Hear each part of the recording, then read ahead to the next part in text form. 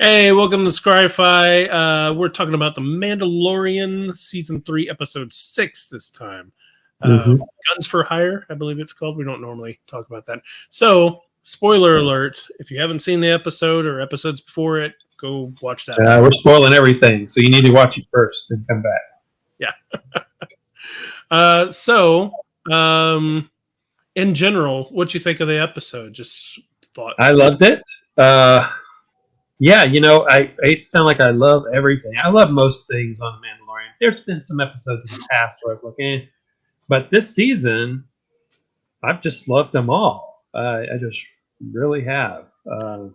They keep showing us extra stuff, which is what I was one of the people that loved the prequels when they came out. And it was everything I had hoped for. I went to the theater 10 times in the theater to see episode 1.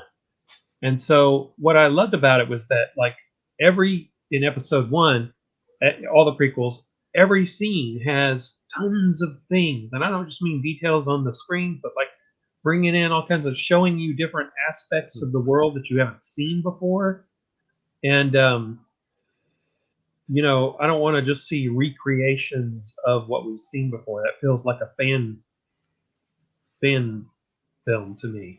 But when we see new things, that's what I like to see. So this season, all the episodes have brought in new things. Like, who would have guessed at the end of last episode that the first thing we see is this love thing between a Mon Calamari and a Quarren on their ship? I mean, that's just out of nowhere. They just went there.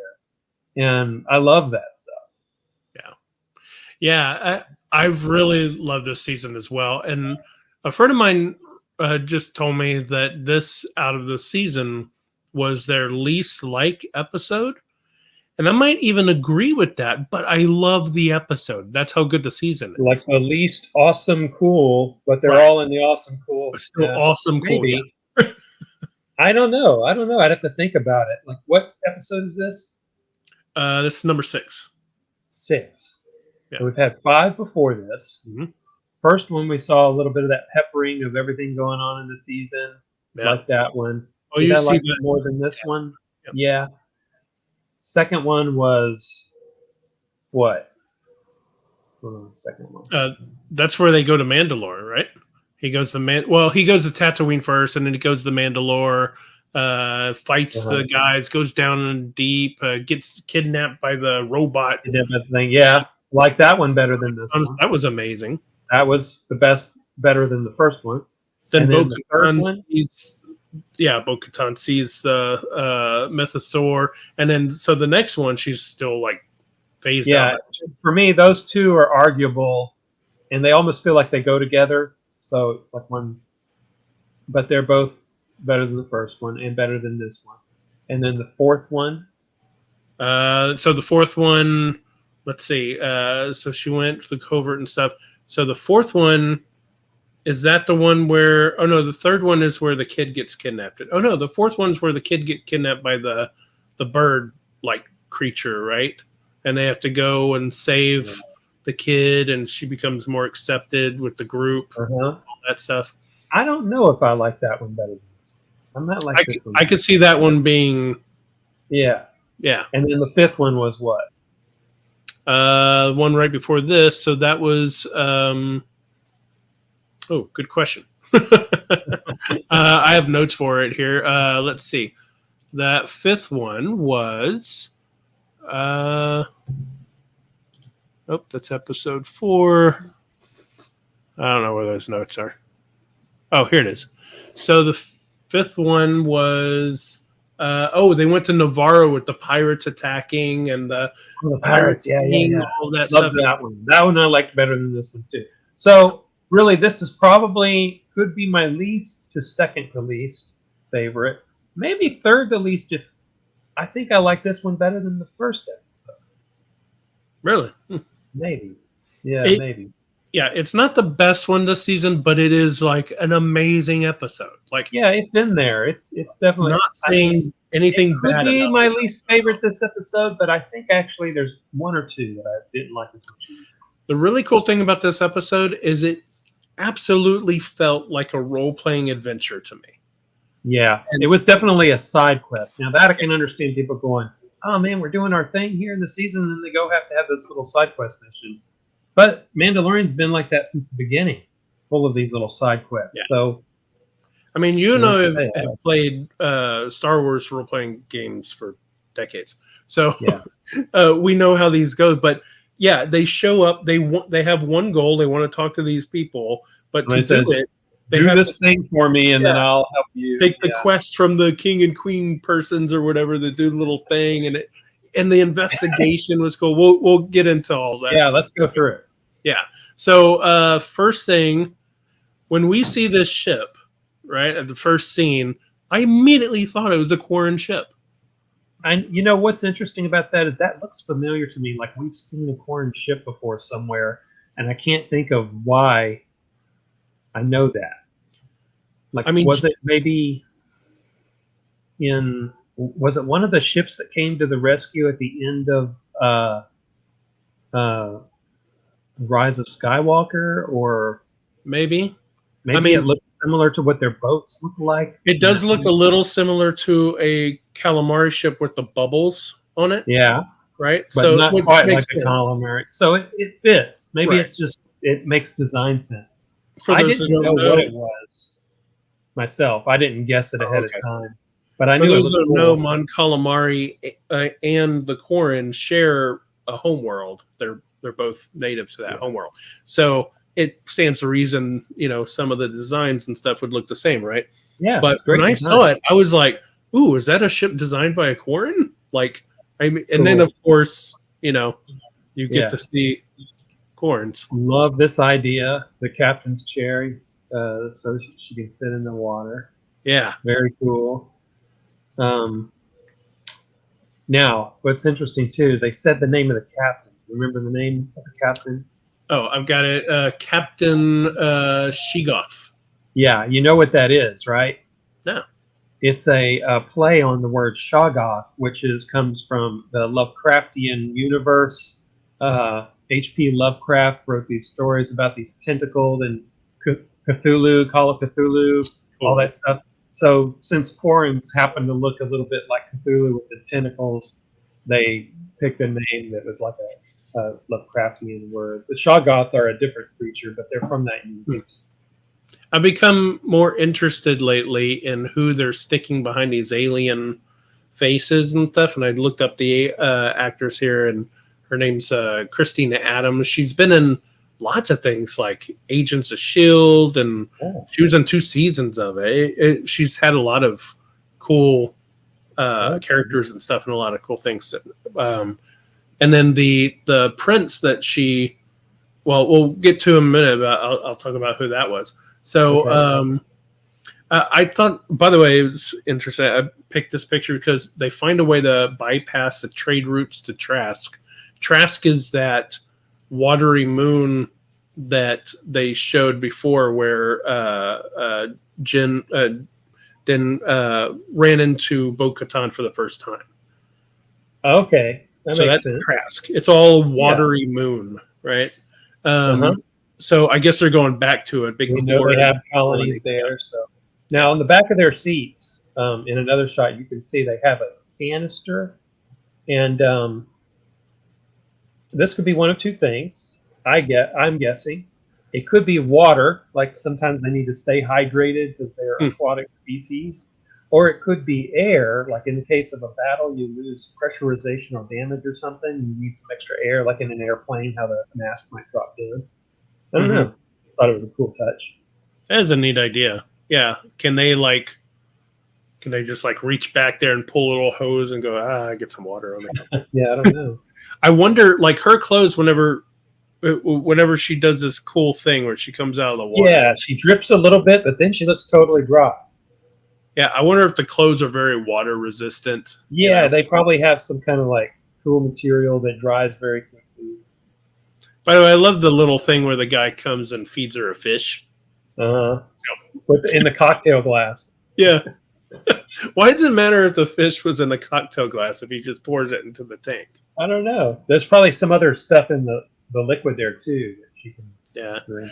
Maybe he didn't know if she'd be in the tank or not. Maybe if she's not in the tank, he just hands it to her. She just drinks it out of the. That Cool. makes sense. Yeah. So we get to see the Mandalorians now.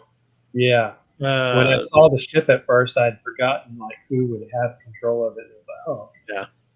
Trying to get a good shot at. Yeah, there's the ship that they're on. So there's ex-Woves. yeah. I keep wanting to say was wondering wolves. if we'd see him again. I So that's know. cool. Yeah, I was wondering because you don't see him. You only saw him on the episode with Trask, I think. Yeah, you wonder about like, well, maybe that actor wasn't available. Yeah. So he's played by Simon. Oh, if I say this right, Cassianidis. Cassian. Sorry if I say that wrong. Cassianidis. But I don't know him from anything else. Well, But yeah, he was kind of a cool, smooth character. He didn't get a lot of cool talking parts and stuff from the Trask episode. right, so we didn't learn that much about him. I really like the character in the background there, though. What's her name? Oh, right. Yeah. I was glad to see her again because I was wondering like why wasn't she there before and stuff. So it's good to know that they all got together, yeah.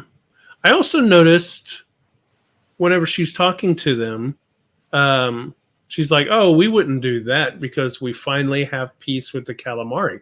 So they must have gone to war again. We know that they kind of fought during the Clone Wars. Well, during the time of the Empire, I believe I heard that the Quarren kind of like buddied up with the Empire, kind of, helped support the occupation and all that.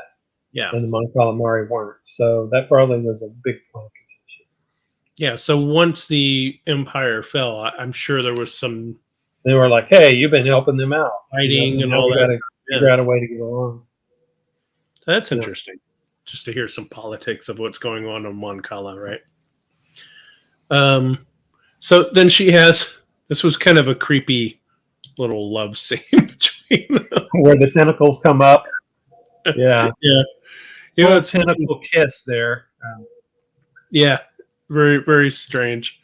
But I like that the Mon Calamari prince or whatever. It doesn't look like they're just reusing the guy in the tech room from the old Republic. You know what I mean? Like it looks like a different mask, a different. Model. They're making different ones every time, and I like whenever you see any species. Really, you could really tell a difference between them. They're doing a really good job of. Instead of like every Klingon looking the same with the same mold here or something, like every single one looks different. It's great. And aside from like a few exceptions, probably some blinks and those tentacles and stuff, once in a while when they move in certain ways, it's mostly an actual animatronic or a mask. Yeah. Which helps it look like what we see in the original series. So that's cool.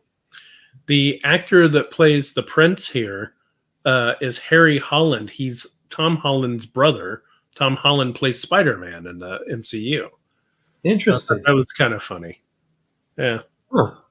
Just funny to see who gets put behind these. Every time you see that, it's like everybody wants to be on The Mandalorian. It is good that you're looking at that because if somebody was like super famous and wanted to just be part of Star Wars, they might do that. And you wouldn't even know that's who that was. Yeah. It's raining here. I hope my rain isn't causing. Okay, good. Yeah, so we have that cool little Romeo and Juliet scene. The Montagues and the Capulets. That's great. And then we have they just start right off coming into what's the Plazia 15? Yeah, when I first saw it, I thought, is this like one of the moons of Mandalore, because that domes thing looks similar to me to their but not the same once thing. you get up close to it, then it doesn't look the same anymore. I'm kind of curious if this is a save some money, like we want there to be a huge city, but we don't want to have to design the entire huge city in 3D. So if we put a dome over it, We don't have to No, do I don't know. I don't think it'd be that much different to just have a bunch of buildings. But I think what you see in Star Wars is pretty realistic in that, if it's not a complete full city thing, or if it's not a home world, if it's a world that was colonized way later, then it would make sense that you'd have these big developed city things and then just wilderness in between, because Yeah, it didn't have that long history of being developed like a home world would have I could see that. The domes though, why the domes? Because it looks like such a pleasant had. I lake. know. I think Like it's little just because lakes. they're spoiled and they like, 72 degrees or whatever they like. They want it everything controlled. Like it's like they live in a giant shopping mall. Yeah, it's kind of like Wally, right? Where all the Yeah. humans are like kind of spoiled at this point. Hey, as long as they don't go crazy, that sounds like a good place to live. Yeah, yeah. This is a beautiful little place, though. Yeah. Like, do we have to rule Mandalore? Can't we just live here? I'll bet they have very strict, like how many people they can let in. As a Yeah, dome. I was wondering about that. So yeah, they get into the Imperial droids Yeah, here that were was cool to interesting. see. Now, what's interesting too is that there's been plenty of black droids, and there are black droids here and there, but they knew these were immediately Imperial droids, and so maybe it's the black and chrome combo that they knew Maybe gives it away. when I saw them, it made me think of Dr. Afra because she has those two black droids too, right? Oh, hmm. I was like, oh, we're going to see something like that, but no. Yeah, I know that one, that RA7 protocol droid. When it's black like that, they had an action figure and it's just called Death Star droid. Mm-hmm. So I guess that's a common thing. Yeah. The black one too, black astromech. Yeah, so they get in the pod. They sit in the pod for a little while, actually, just Yeah. talk about different I stuff. tried to pause it to see if I could read any of their ID stuff that came up on their wrists. Oh, But right. it was too small. I couldn't make out anything. Yeah, I know. I was trying to look at that stuff. But anyway, so they get shuttled off to uh, Jack Black. Yes. Was, And when I saw that, I was like, "Oh, Jack Black!" And I only found out afterwards that that's Lizzo next to him. right. Yeah, didn't- I'm not. Yeah, I don't. Yeah, I didn't know listen to a lot her of. by sight. I know of Lizzo, but I'm not in on that. But I thought she did a good job. I didn't think I've seen already some people going, "Oh, what is Lizzo doing in Star Wars?" And what is same thing for Jack Black? You could say, and anybody who's famous, really. But all that matters is from inside Star Wars is here are some people and they're nobles. Like whether or not they're famous on the outside world is irrelevant to me. What matters is did they do a good job? I thought they did a great job, and I thought, well, Jack Black in particular because he's so Jack Black, but that attitude fit perfectly for this character. I just thought it was great. Loved it. Yeah, you can tell. Well, so it's kind of hard because her character should have kind of a stiffness, royalty, blah blah blah to it, but so it kind of came that way, and I think a lot of people are going like, "Oh, she didn't acted very well." I think she actually acted that character as it should be. You know what I mean? Like, And who's to say? I mean, it's a new culture we've never seen before. We don't know right. what's it called? Pleasier? It's Plazier 15. We don't know what the Plazarinians are Yeah. like, so. Yeah, But, I think it's hard to tell. Like you'd have to see. There was no big emotional range or anything for her to really play with. So I've seen yeah, people do bad acting, and that wasn't bad acting. no, it was perfectly fine. Um, I loved the scene here with all the menagerie of animals. They're kind of like off to the side, but there's a lot of them. And stop right there. See the guard in the background? They've adapted stormtrooper armor and added their own stuff. Oh, I didn't notice that before. Because it used to be Imperial rules, so they probably just kept that armor and then added their little. Isn't that's that pretty cool? cool. Yeah. But yeah, there's animals all over throughout this whole place, and then above them, you can see it in the opening shot when they first walk in. There's this huge creature in a tank, and they all have tubes. There it is. And there's tubes that come down to each person at the table, and they're like sucking stuff out of there. And when he comes in, he goes, "Welcome. I hope you like secretions." Oh, Like, no, I do not. but we drink milk. That's secretions. Hard pass. Maybe it tastes great. Nope. You might just go, "Man, this is so good. We're gonna get some no secretions for me. Thank you. It's not a pleasant word, but No. I really like her hologram thing behind her. oh yeah, it's always following her around. I think it's like this halo, you know.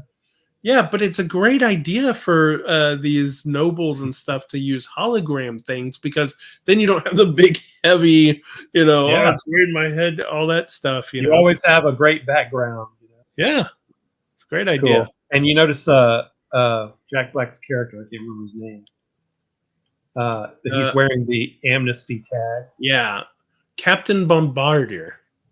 Bombardier. Yeah, he's actually wearing the amnesty tag. I think by law they have to keep it on or something.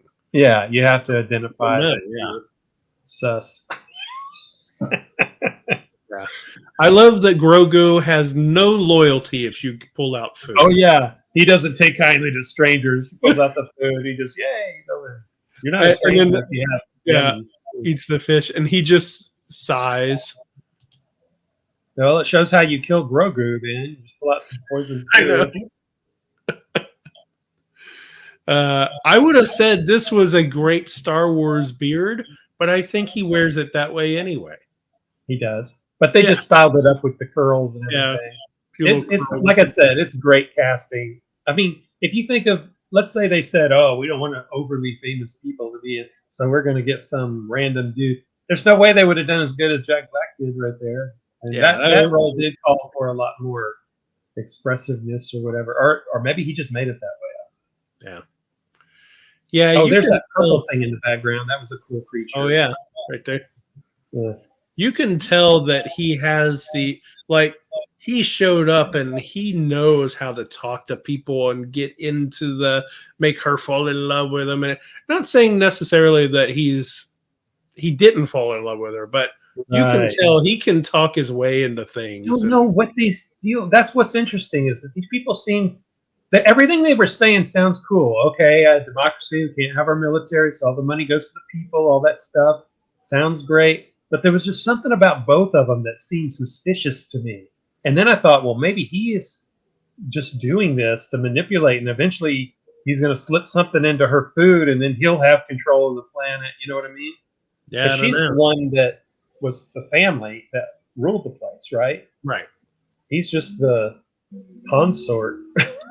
Yeah, so it's interesting that she was like, oh, we had, basically a monarchy. Imperial rule came over, and when he came over, we decided on a democracy. Is that democracy just a way that he's going to use to eventually get? He was like, we are royalty, Yeah, he's such a schmoozer that you're like. Also, he's so good at it that he's actually.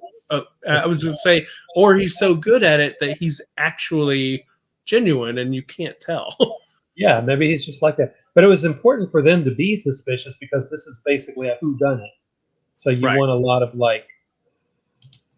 suspicious people that you're wondering who's behind the droid situation. Yeah, I really liked her attitude throughout this whole thing. Yeah, she was acting respectful, but you could tell she kind of thought the whole thing was silly and stupid.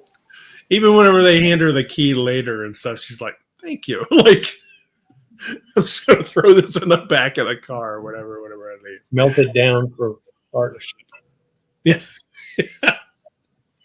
Yeah. I don't know. I thought it was funny. So she's just gonna hold on to Grogu and pet his little head all day while they go solve problems. Yeah.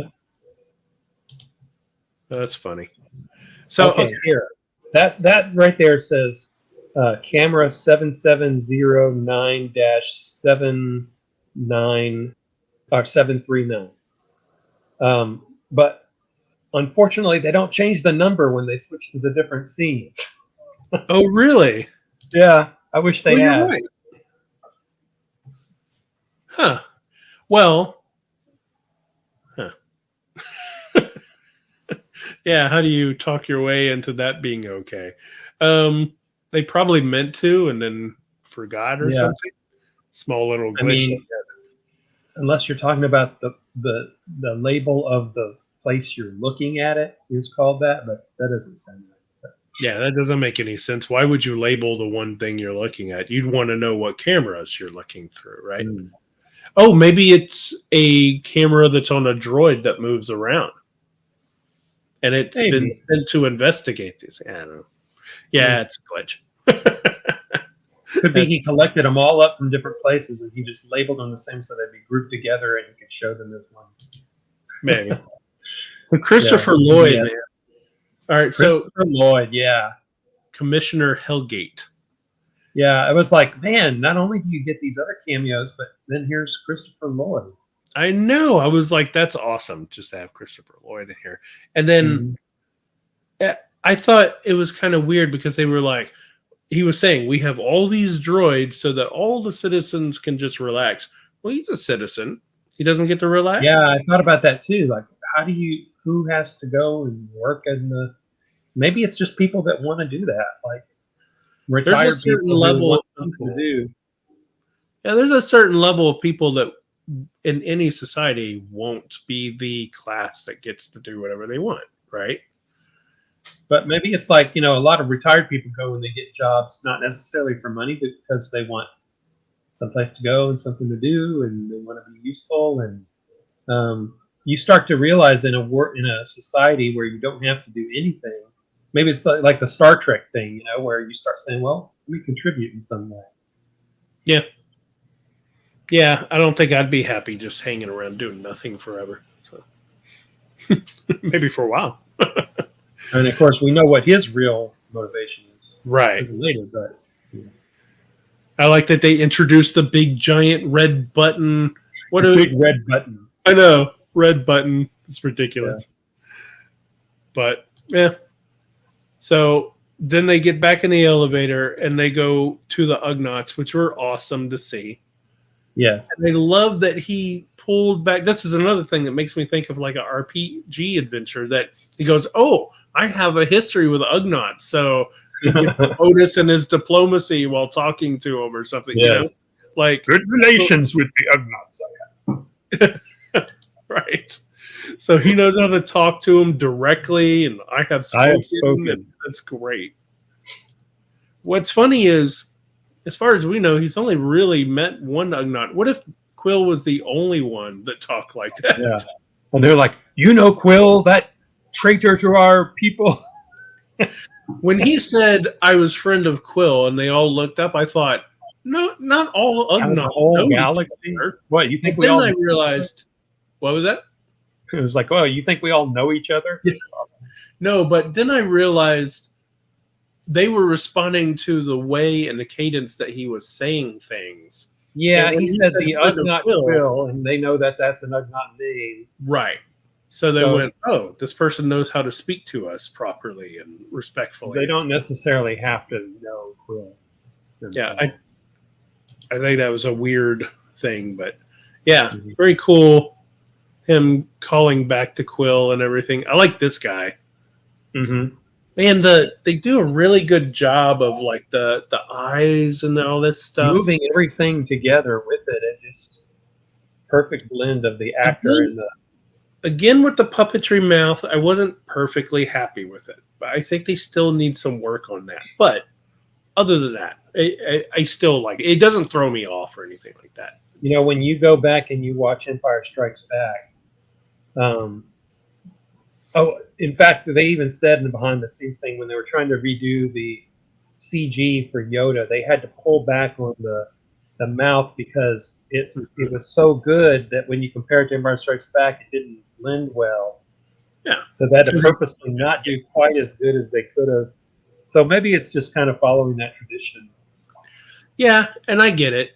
It was a little bit better here than it was on the Pirate. Like before when we talked about like the Pirate King's voice was not matching up with when the mouth opened. Like it. Yeah, I still would love to see somebody tinker around with the placement of the Yeah. recording and see if they could shift it. I think it might just be that issue. Not Yeah. sure. But I think they did better on this one. So it was at least moving when it should have. So they get the information because they got their diplomacy role in the And then we go into this very Blade Runner-y segment of the story. You know, looking for the replicants kind of thing is what it felt like. him kicking these droids was hilarious. Yeah, it reminded me of those videos of the Boston Dynamics test where they kick the droid to test its balance. And her talking to this droid, it's so weird to see this droid in there. Also, do you think that they got the same person to do the voice for the battle? Oh, maybe. Sure they must have. I don't know who that is, but yeah, I should have looked that up because it sounded just right.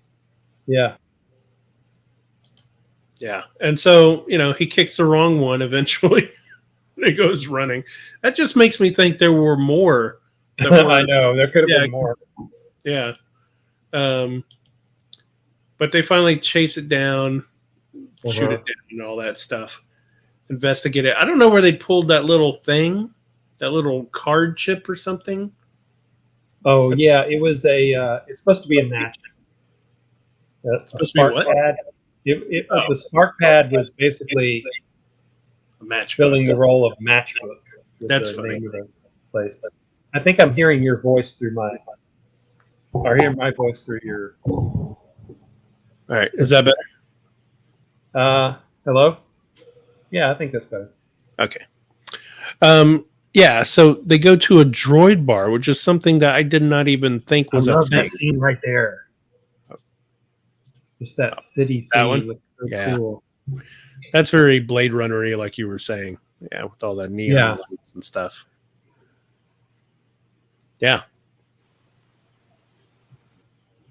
So they go to a droid bar, which I didn't think was even a thing. Like, why is this? Yeah, that surprised me.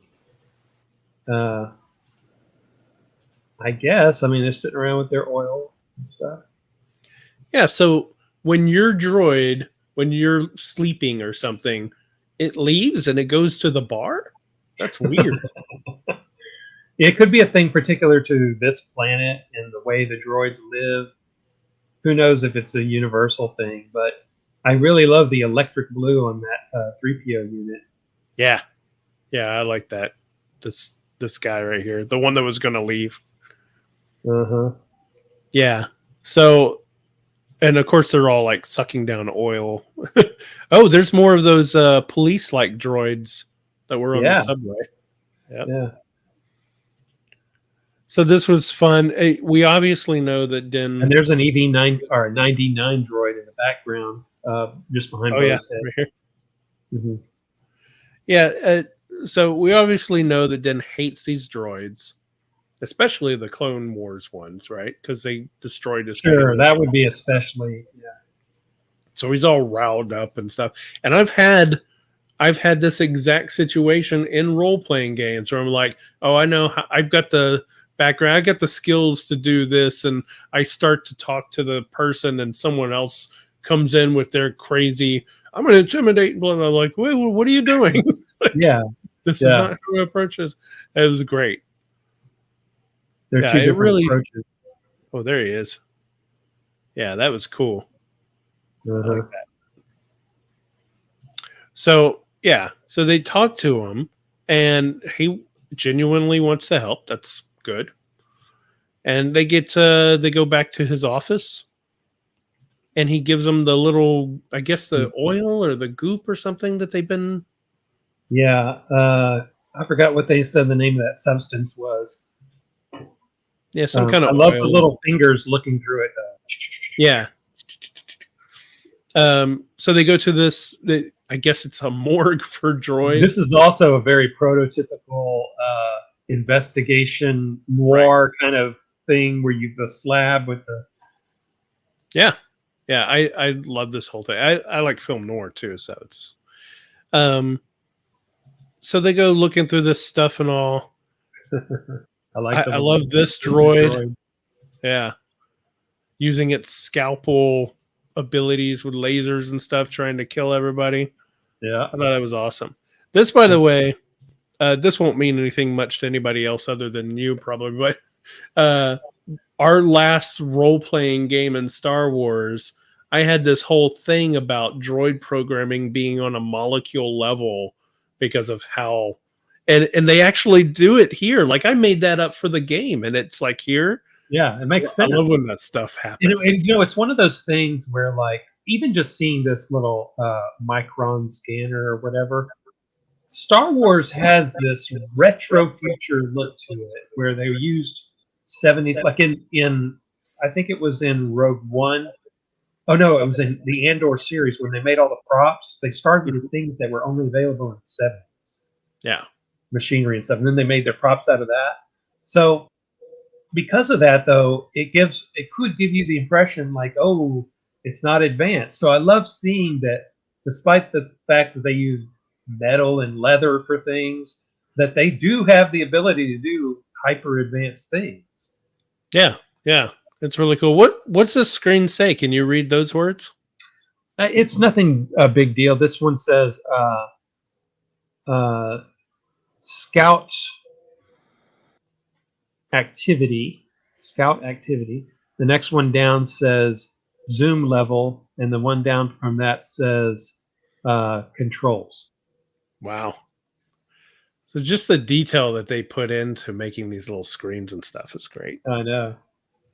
They know that people are decoding those. Doing exactly what you're doing. Yeah. I've gotten to where I can read it, just by looking. Yeah, apparently. So they get way down in there and they see the different. So with that's an A right there? Yeah, we're seeing it backwards, but it's AFET. I don't know what that means. Affet. If that's the guy's name or. Yeah. So after the said search something. Search results. After the droid attack, they figure out it's our old friend Christopher Lloyd, Doc Brown. Yeah. And then of course the button comes into play. Yeah. He's set it up so that he could, who knows if that was even true? He might have been bluffing him about. I don't even know. Yeah, there's the button. I don't even know is he the one that suggested there be a big red button next to his chair? They probably said, okay, we're going to have these droids do all this stuff, but we want a deactivate button in case, and then he turns it into a kill everybody button. He might have been the one to be like, we should have this in case, just so he has that control to do it. Yeah. Now, what's interesting here is the politics. He starts talking about how Dooku was a visionary and all this stuff. And of course, they're referring to no matter how bad a political figure seems to somebody, there's somebody else out there that thinks that they're just the greatest thing ever.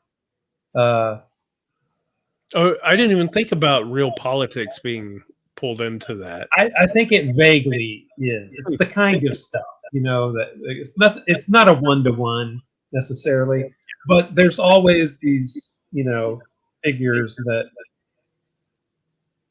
we know what Dooku is really up to and all that, but you got to imagine that if there's like a nation where, or a government where there's tons of people giving their loyalty and stuff, that they have a different idea about what that person's like and what they're doing. So to me, it felt very realistic, and it was a neat way to show another side of the separatists. Yeah, that's a pejorative term. Yeah. Confederate of Independent Systems. Yeah. Confederist. Of course, he's older, so his mindset is more in the past. Yeah, it was really, I thought he was just going to be that one little scene. I didn't think he'd be the bad guy, so. Well, in a way, that kind of justifies having so many cameos, because if you only had one cameo in a whodunit, you would assume that the famous person is going to have a major role and go, it has to be Jack Black, or it has to be, what's his face? Right. Christopher Lloyd. Yeah. Christopher Lloyd or something. So having several in that one episode is a good way to keep you Yeah, guessing. it's like when you're watching Law and Order and like, the one famous guy pops up and you're like, well, it's clearly the one famous guy. Yeah. And this Yeah. is funny here, Grogu cheating. Oh yeah, I know. Cheating for the nice lady who gives him good food. Uh-huh. Yeah.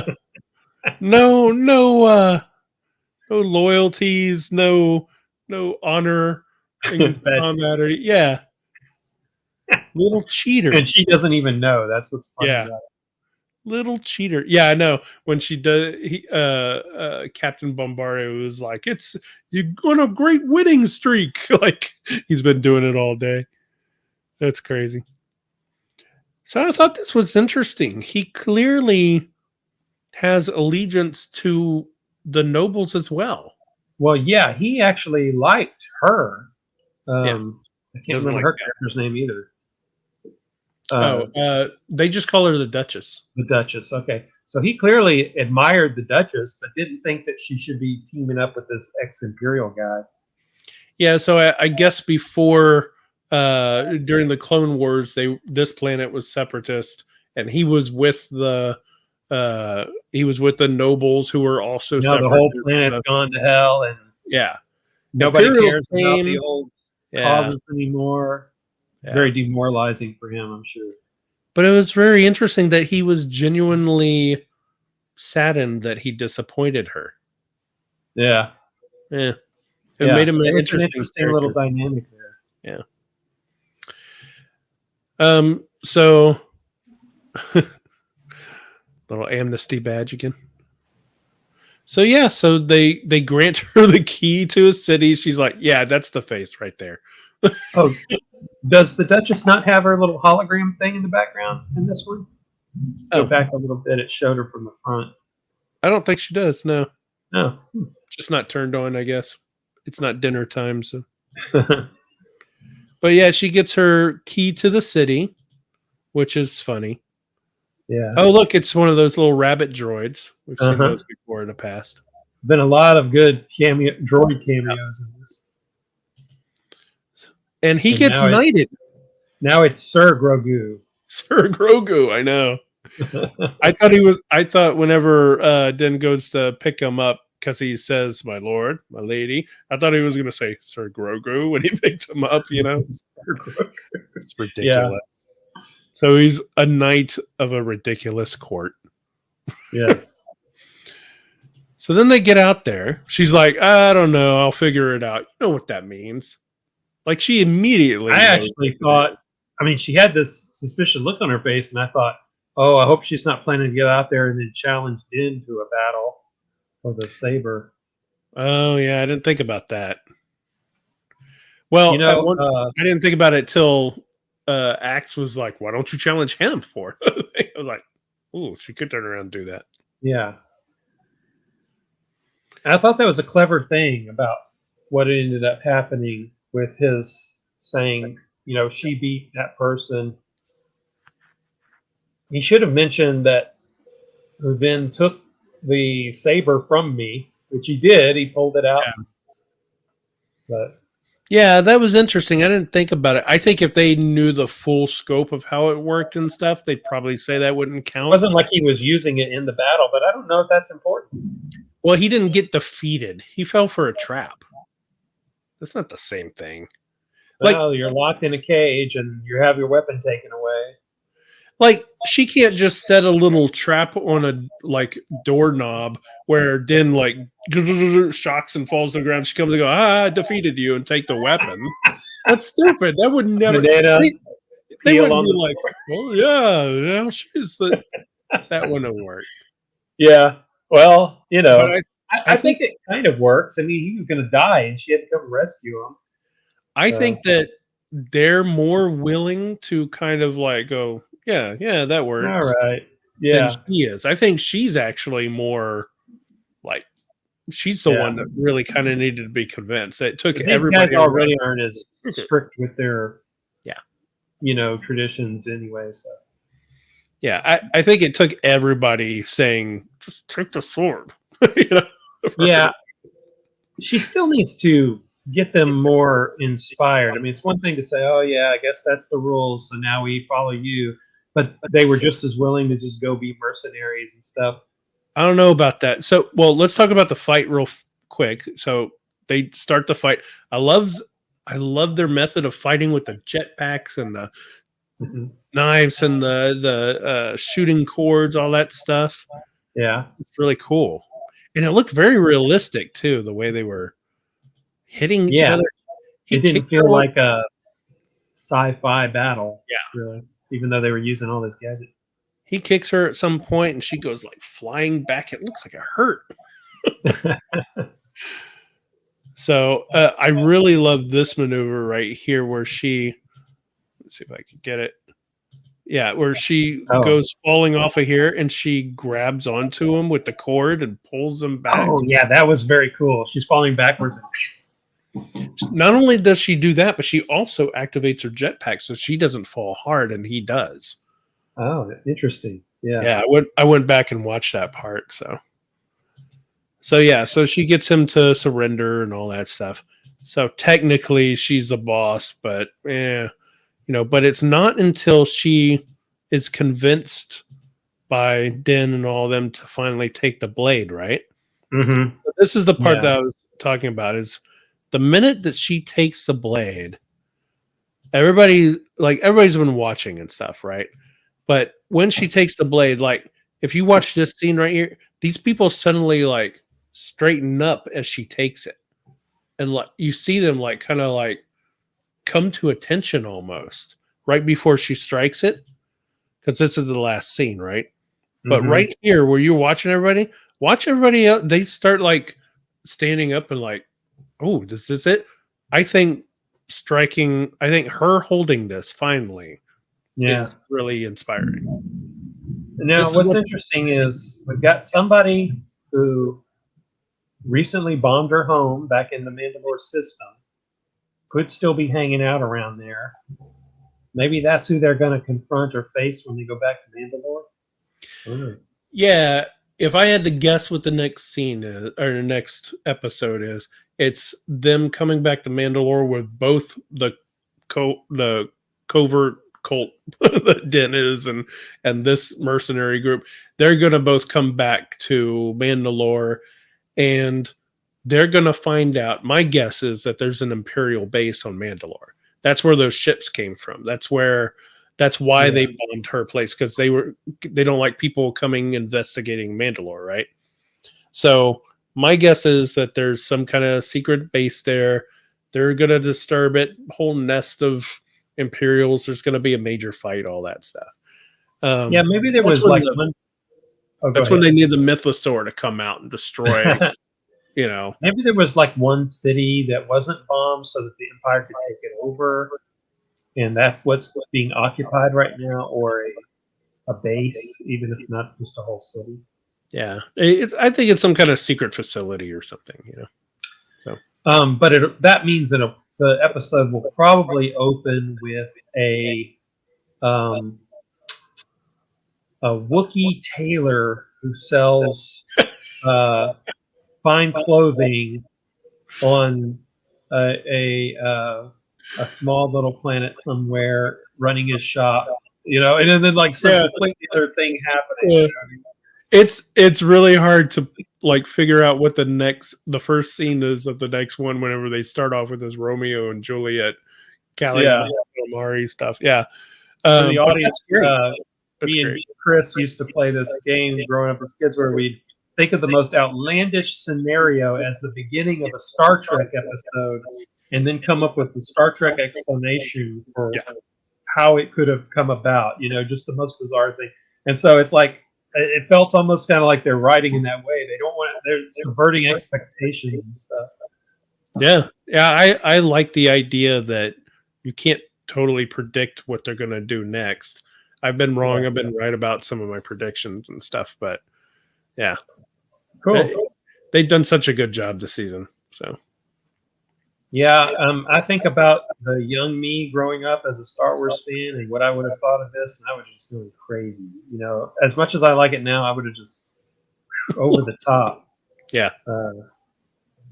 for this. So All right. Well, thanks for watching. We'll be back next week for the 7th episode. I'm guessing, are there 8 this season?